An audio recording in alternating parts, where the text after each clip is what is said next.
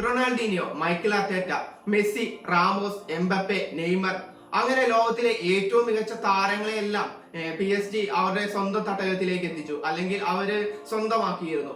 എല്ലാം ഒറ്റ കാരണമായിരുന്നു, യൂറോപ്പിലെ ചാമ്പ്യന്മാരാവുക എന്ന ഒറ്റ ഒരു കാരണം മാത്രമായിരുന്നു അതിനുണ്ടായിരുന്നത്. എന്നാൽ ഒരിക്കൽ പോലും ഇത്രയൊക്കെ വലിയ വലിയ താരങ്ങളെ അവർ ടീമിൽ എത്തിച്ചിട്ടും ഒരിക്കൽ പോലും യൂറോപ്പിലെ രാജാക്കന്മാരാവാൻ PSG കഴിഞ്ഞിട്ടില്ല. ഇത്രയൊക്കെ പണം ചെലവഴിച്ചിട്ടും അവർക്ക് ഒരു കിരീടം, യൂറോപ്യൻ ചാമ്പ്യന്മാരാവാൻ കഴിയാതെ പോയതിന്റെ വിഷമം അവർക്ക് ഉണ്ടായിരുന്നു.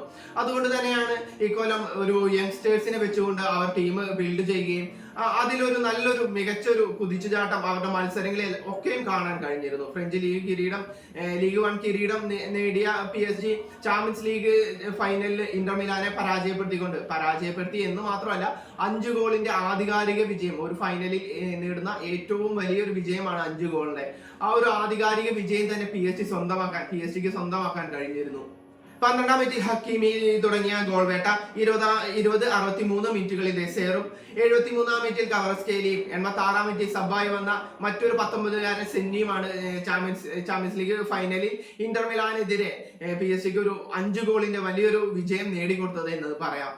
ലീഗ് 1 കിരീടം നിരവധി തവണ നേടിയെടുക്കാൻ കഴിഞ്ഞിട്ടും ചാമ്പ്യൻസ് ലീഗ് ഒരു ഫൈനലിൽ പരാജയമല്ലാതെ ചാമ്പ്യൻസ് ലീഗിൽ ഒരു കിരീടം നേടിയെടുക്കാൻ കഴിയാത്ത PSG എൻട്രിക്കിന്റെ വരവോടെ അതൊരു വലിയൊരു നേട്ടത്തിലേക്ക് എത്തുക കൂടിയാണ്.